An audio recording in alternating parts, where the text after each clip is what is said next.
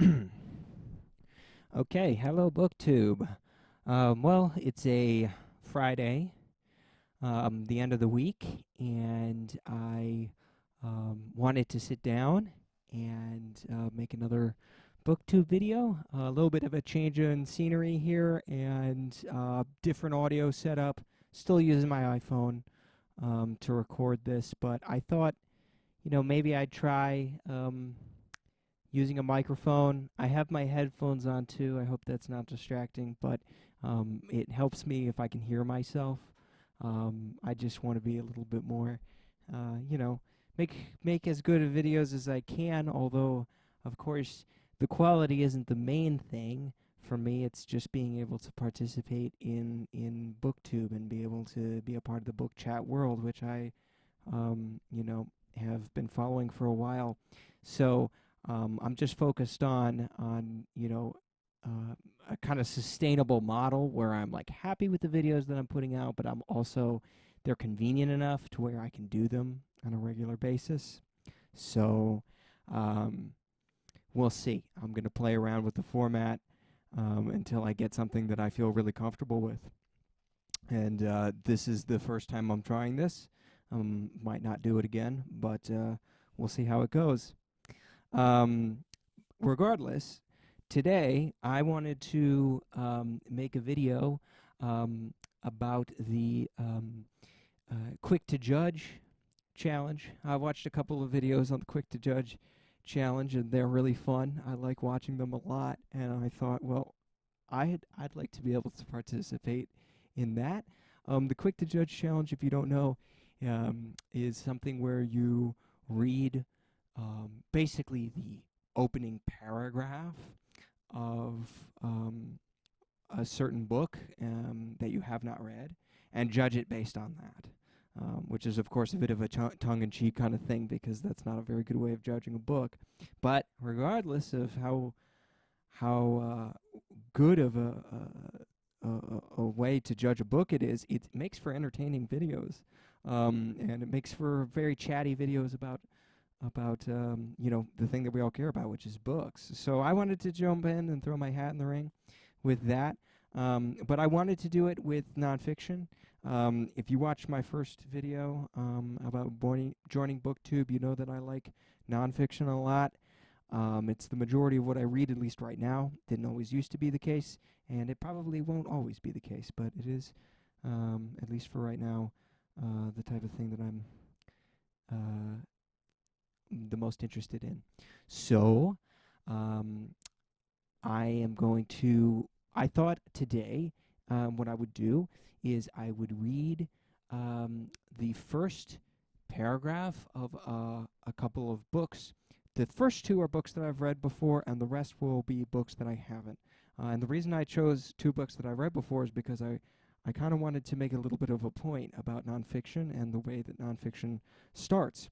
And the way I wanted to do that was by reading the introduction to these books, but not telling you the book in question, who wrote it, where it was published, what it's trying to do. Just read the first paragraph and see what you make of it, and then I'll reveal the book, and we can make some judgments about the success or failure of that introduction from there. So here's the first one, and it opens like this.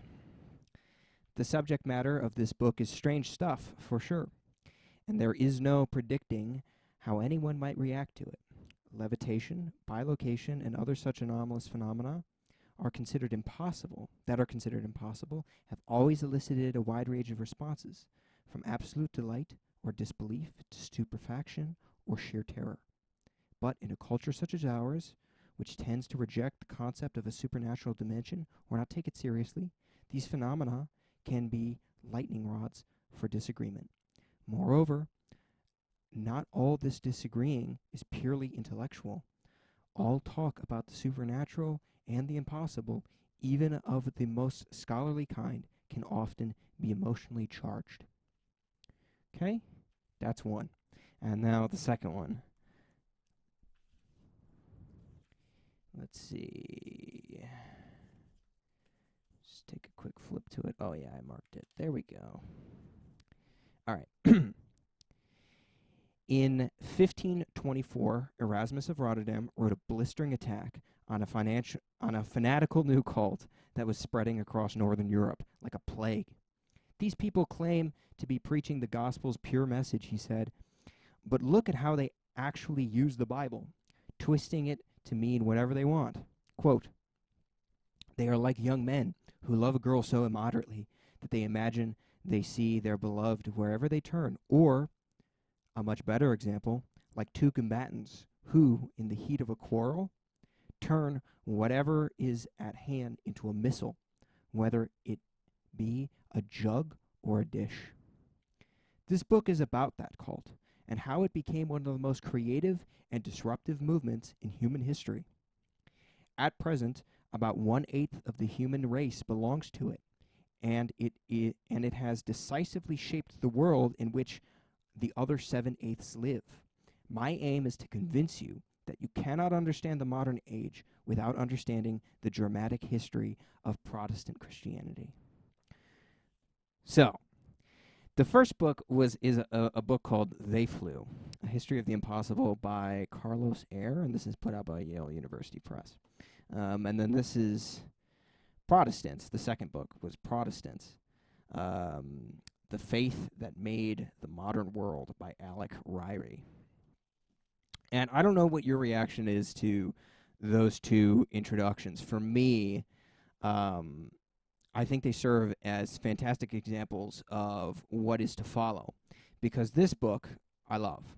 I think this is a great book, and I think the introduction there sort of demonstrates what's so great about it, which is that there's a thrust of to Alex or Ryrie's argument.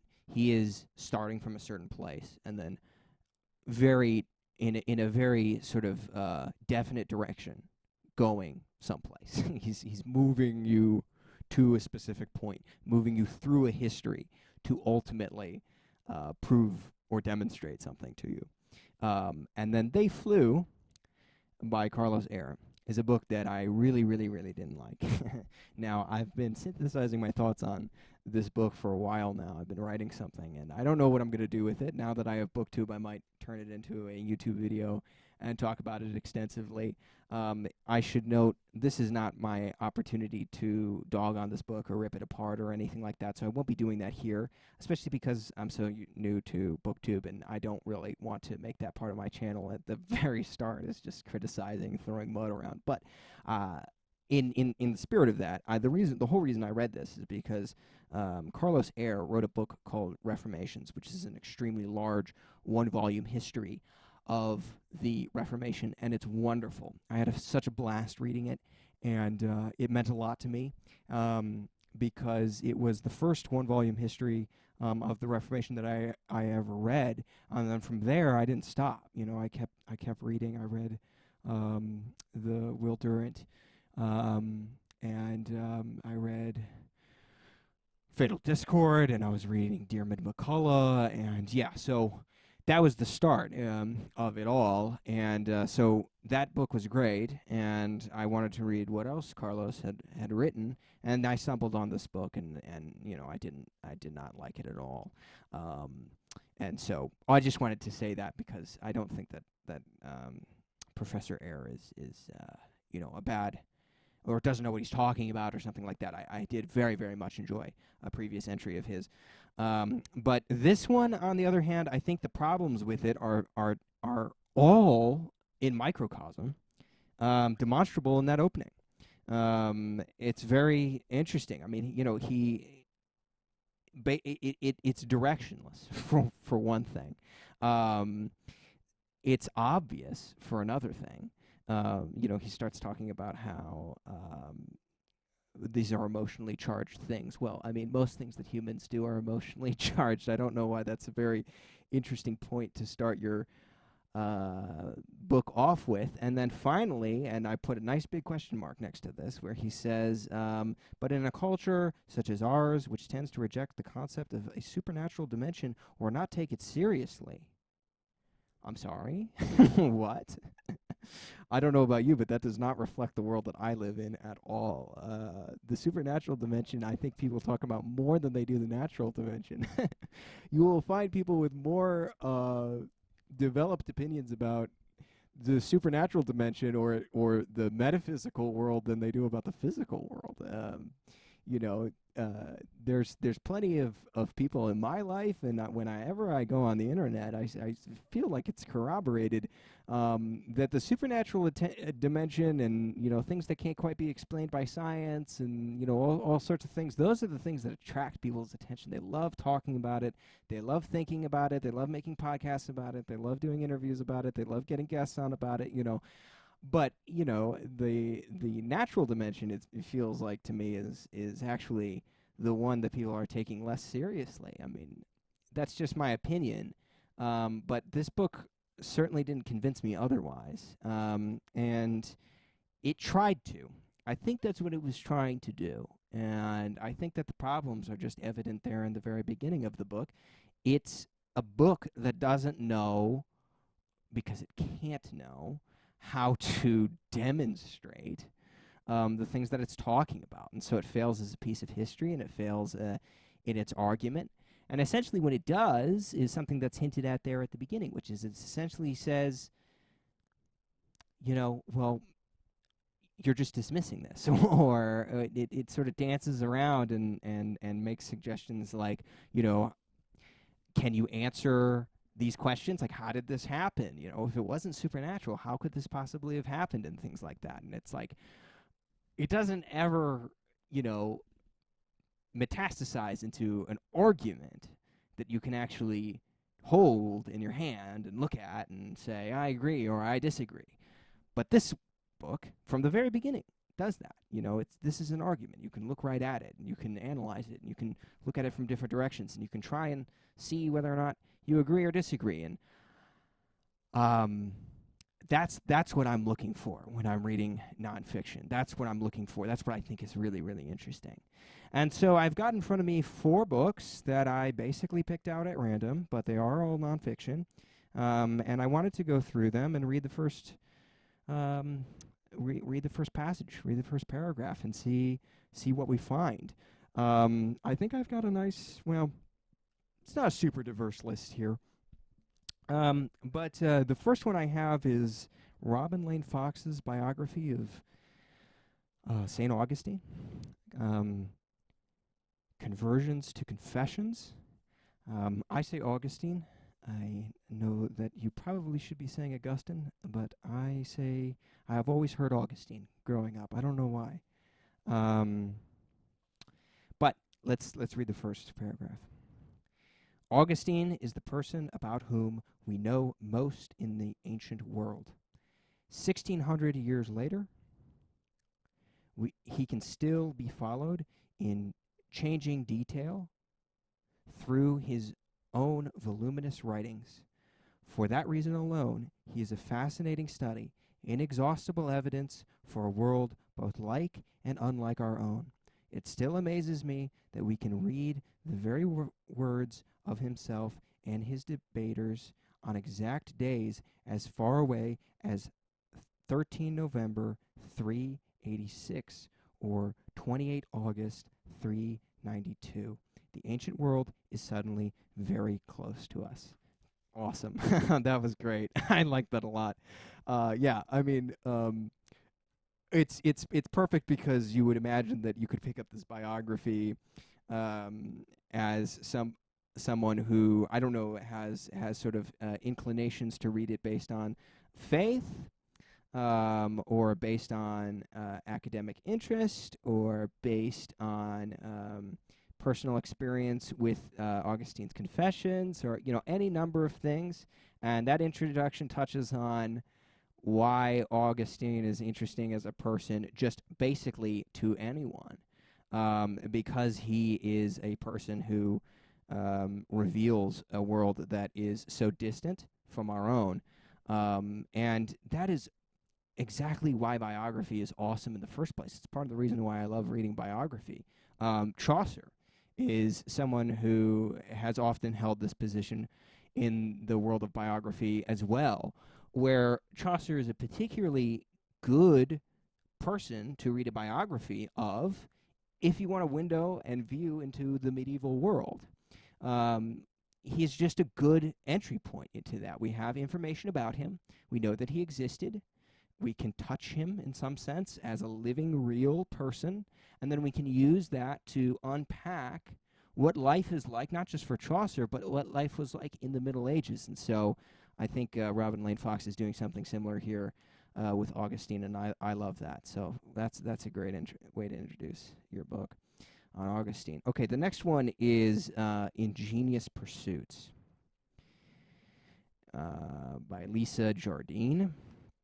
I picked this out because, well, one, I've never read it, but two, this is a book that is one of millions. I personally have a lot of these books. I've read a couple of them. I do like it a lot. I find it very interesting, but there's a lot to compare each entry to. This is a book, as it says in the subtitle, Building the Scientific Revolution. It's about the scientific revolution. And again, a million books have been written about this subject.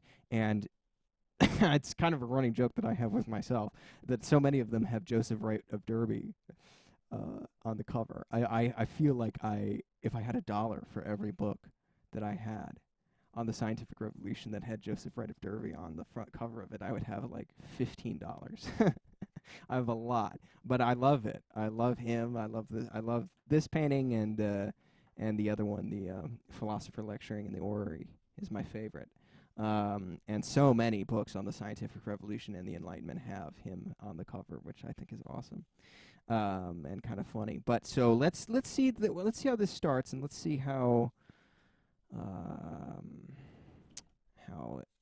it compares. Okay, so in 1997, scientists working at the Roslin Institute in Edinburgh announced a remarkable breakthrough in biological research in the journal Nature. Ian Wilmot and his team had successfully cloned a living sheep using genetic material from cells in an adult sheep's udder. The impetus for this piece of research had come from the rapidly developing field of biotechnology, genetic engineering, and already had been used to breed sheep whose milk contained vital human proteins used in the medical treatment of cystic fibrosis. Cloning would allow the commercial company, with some of whose funding the research was associated, to produce entire flocks of such sheep, facilitating the production of these new type medical materials. Ultimately, according to the company's spokesman, Wilmot's cloning technique might be used to farm the human blood clotting factors needed to treat hemophiliacs. Okay, so we're beginning a little bit off. That's fine. I feel like that wasn't even like a. Should I read? Let me read the first chapter. That was the introduction. Let me read the first chapter. Chapter 1, Signs of the Times, Seeing Double. At the end of the 17th century, a century and a half before the glare of electric street lighting, the skies above London were dark as night. In the inky blackness, a blazing comet, spotted just before sunrise, early in November 1680, outshining the planets and the familiar constellations of the fixed stars, caused a sensation. A comet of such dazzling splendor would, it was widely believed, bring political and social upheaval in its wake. For a month, Londoners observed it through telescopes, tracking its progress across the heavens, and discussed its likely significance over the new beverages, coffee, tea, and chocolate, in the coffee houses.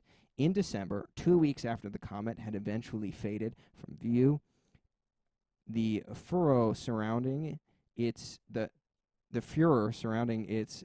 appearance intensified when a second equally bright comet was sighted at dusk, traveling across the heavens in the opposite direction to the first. Okay, yeah, that makes more sense, I think.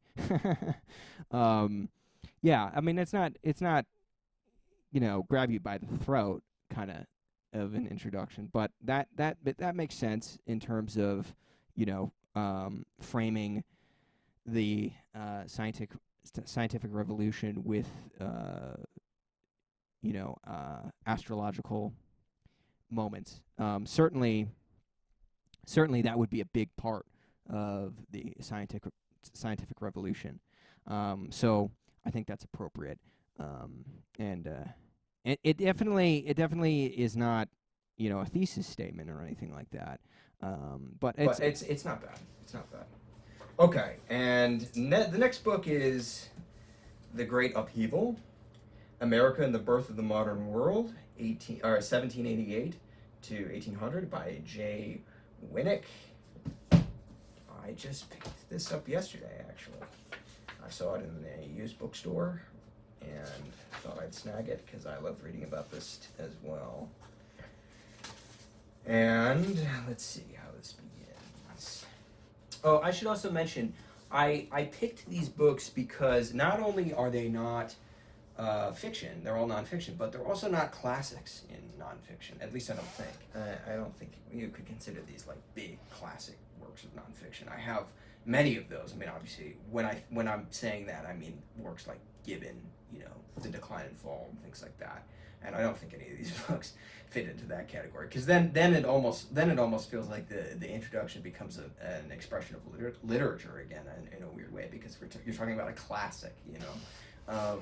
Well, like, I don't know, Boswell's Life of Johnson or something like that, you know. I feel like that falls into a different category. These are just modern books that are about, you know, topics that people might be interested in. It's not so much that they're like trendy or whatever, but you know, they're not necessarily going to be around for, you know, 500 years or something like that. And yet, you know, I love them, and there's ways of doing them well, and there are ways of not doing them well, and you know, same thing goes for how they're introduced as well. So anyway, this book goes. It is the age that gave birth to the modern world. It is also arguably one of the most significant eras in all of human history. It is, too, comprised of a galaxy of humankind's greatest thinkers and doers, not to mention the most idealistic generation ever witnessed. People bound and determined to alter the very course of civilization for good and for ill. Okay, let me keep going, because that was basically one sentence. Over a mere 10 years, a great dynasty would be toppled, a savage world war stretching from Europe to the Middle East and the Caribbean would be fought, and the most civilized country in the world would be plunged into chaos. Revolution, liberalism, democracy, republicanism, nationalism, all would irretrievably rise in this period and would formally take root. But just as profoundly, so too would authoritarianism, becoming firmly implanted in the world's largest empire and sealing the end of, quote, the great experiment that sought to provide enlightened monarchical rule.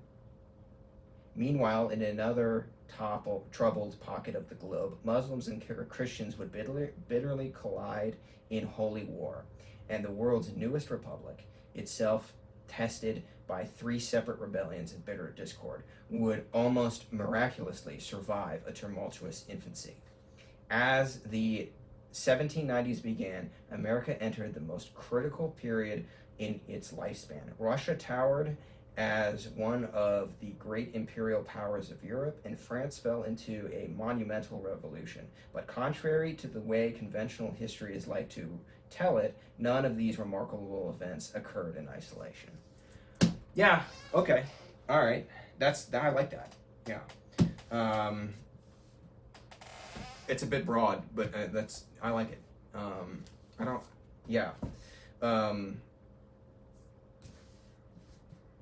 Definitely, I would say that between the three, I like the Augustine one the most, but I will give that one a close second. Okay, and then the last one I have is Henry V, the new biography by Dan Jones. I'm very skeptical of this. The astonishing triumphs of England's greatest warrior king. I have not read Dan Jones before. It's kind of hard to ignore Dan Jones if you're into history. He's a very, very loud voice, which is fine. But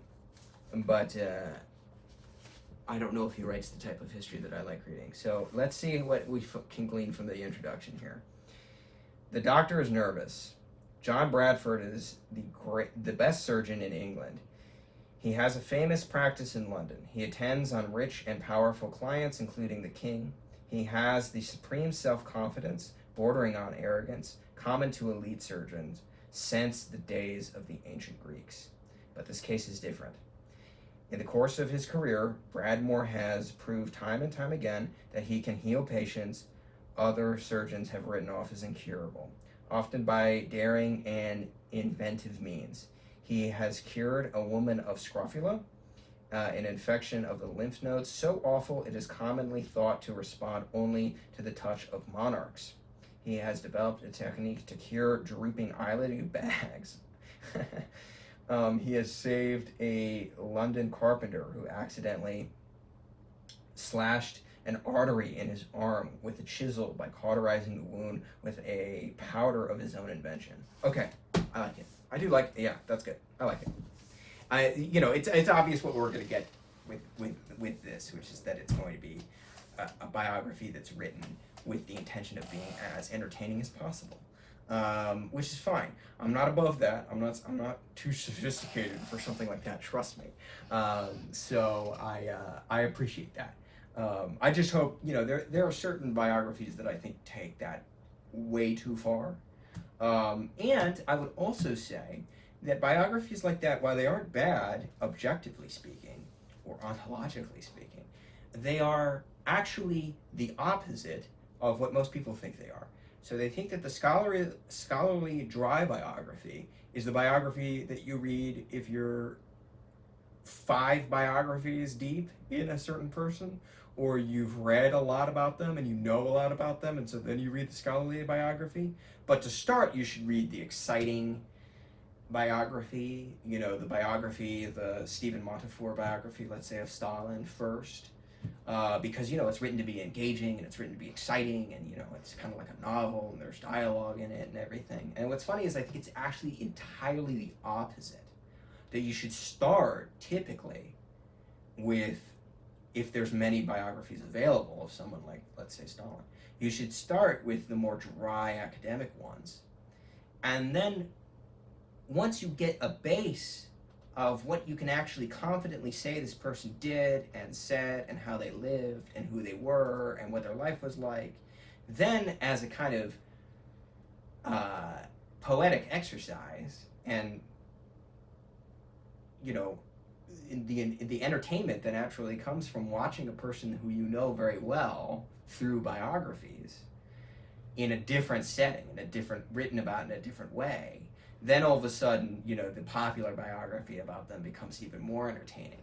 And you can, play with it a little bit more. You can disagree with it, and you can, jump in and say, oh, I like that, or, oh, I don't think you would actually ever have said that, or you actually know, you have a firm ground to walk on in terms of like what this person's life was actually like and who they actually were. And then you can use that to, engage in this kind of like literary exercise almost of like, hey, let's see what we can do, or how, what we can write about with this famous person from history. And for me, I usually, if I'm going to start reading biographies about a person, especially if it's a person that has a lot of biographies written about them, I kind of jump in on the deep end, in terms of a scholarly thing that might be a little bit drier, but I know will give me a firm foundation that I can then build on. And that's why I said I was skeptical of this, because I haven't read anything else about Henry V.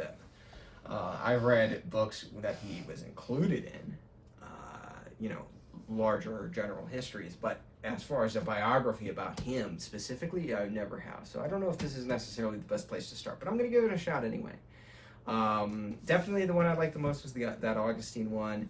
But I hope I made some sense with what I was trying to say with the introductions of this book and this one. Maybe you thought this video was interesting. I really liked making it. And unfortunately, I forgot to grab a book. Let me do that right now. Let's do... let's do this one. Let's do... If you don't know, I'm giving away a book at the end of basically most of my videos because there's a lot of books that I have that I'm not reading, and I'm filling up my room here with books, and so I just wanted to give some away, and or the majority even, and somebody had already reached out, which was great, and I wanted a copy of Julian by Gore Vidal, which made me really happy. So if you want a copy of Do Androids Dream of Electric Sheep by Philip K. Dick, brand new, I think, yeah, no markings or anything like that in it. If you want a copy of this, just let me know. My email's in the description. You can email me, and I'll send it to you. Okay, that's it. Thank you, BookTube. Bye-bye.